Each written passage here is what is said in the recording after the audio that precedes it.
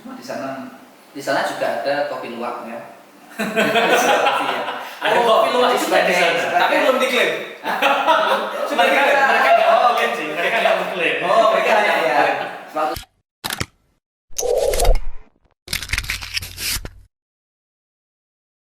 Yang paling sensitif mas.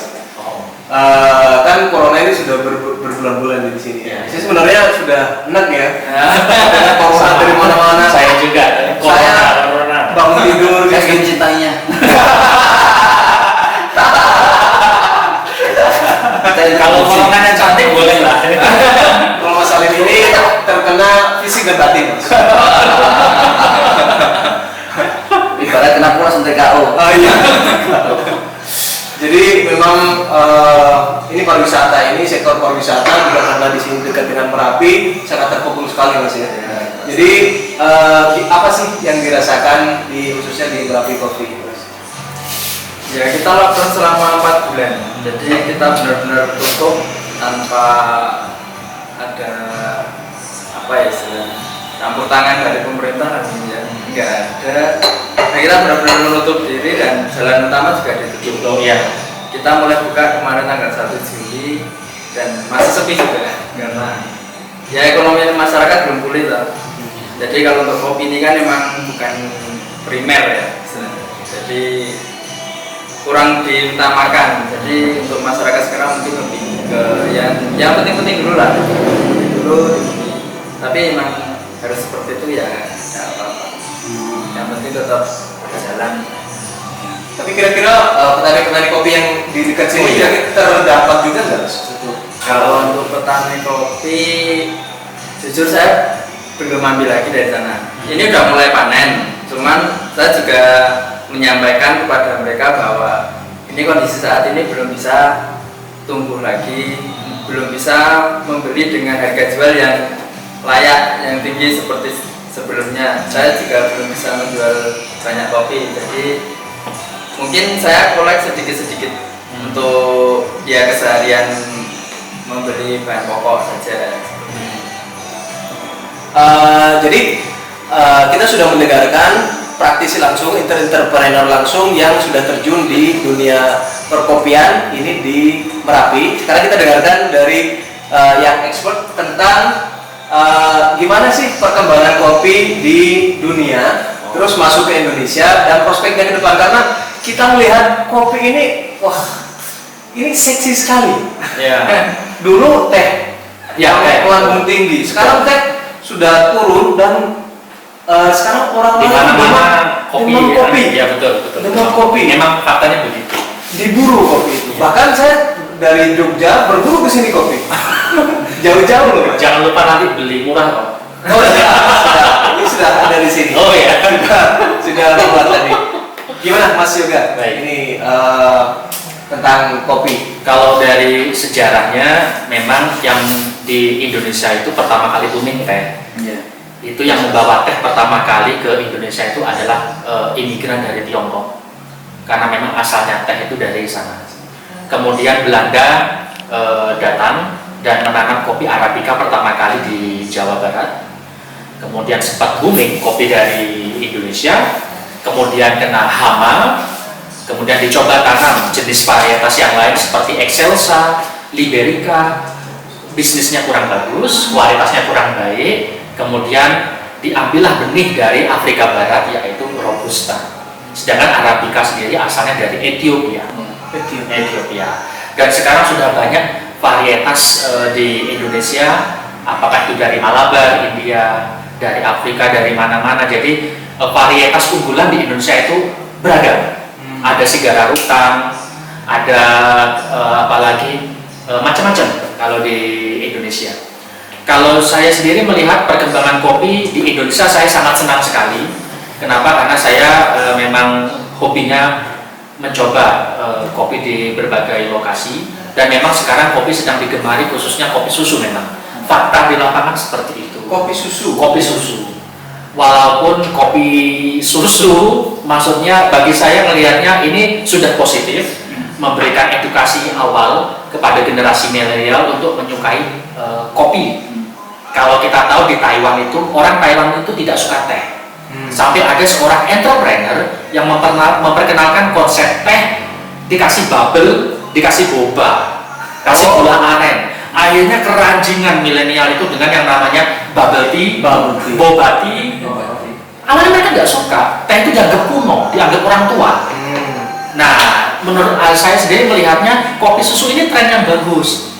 Awalnya oke, orang nyobanya kopi susu enak, lama-lama ke depan mereka ingin coba cappuccino, latte, lalu berani mencoba espresso. Harapannya seperti itu. Saya melihatnya sekarang Indonesia ada pasar untuk gelombang ketiga untuk kopinya, juga ada pasar untuk generasi milenial yang kopinya kopi yang tidak berat atau tidak tinggi kafein seperti kopi susu itu ringan karena dikasih gula aren manis ya segala macam seperti itu. Jadi memang perkembangan kopi itu sangat pesat sekali ya Mas Yoga ya? Ya, kalau di Indonesia sangat pesat. Kita masih urutan keempat di dunia untuk pengekspor kopi setelah Brazil, Vietnam dan Kolombia. Kebetulan Mas Romi kan sudah pernah ke Kolombia, jadi tahu.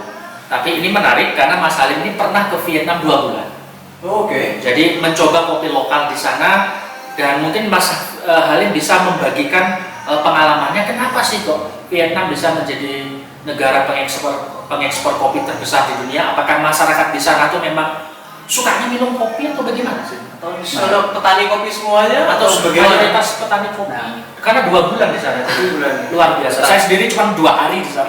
Ini 2 bulan. Saya malah belum Mas. Oh belum. Tapi kamu sudah ke Turki sama Kolombia, luar biasa. Saya Silakan. bukan. Oh.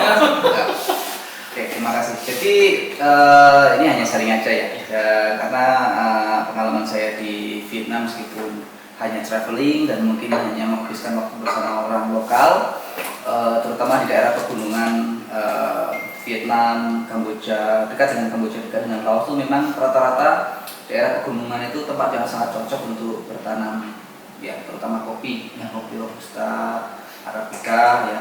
Dan yang saya lihat memang ke Vietnam, negara Vietnam bisa menjadi produsen kopi terbesar kedua. Karena memang setelah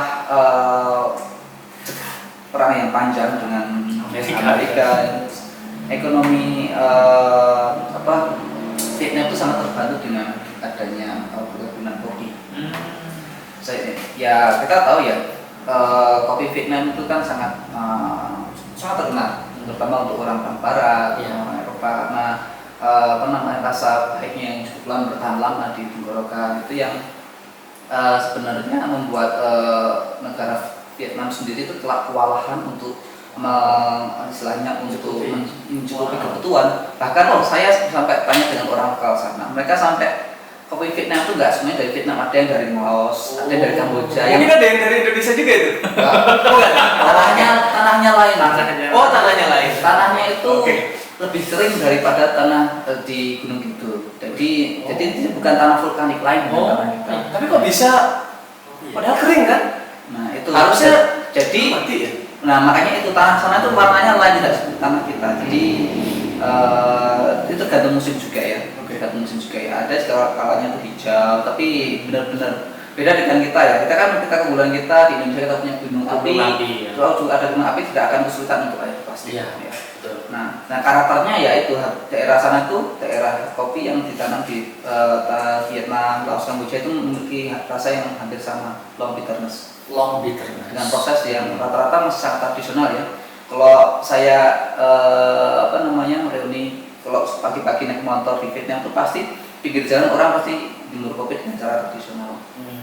Tapi pinggir jalan prosesnya masih sederhana. Untuk proses mungkin Indonesia kan lebih ini ya, lebih bagus, lebih maju. Cuma di sana juga ada kopi luwak ya.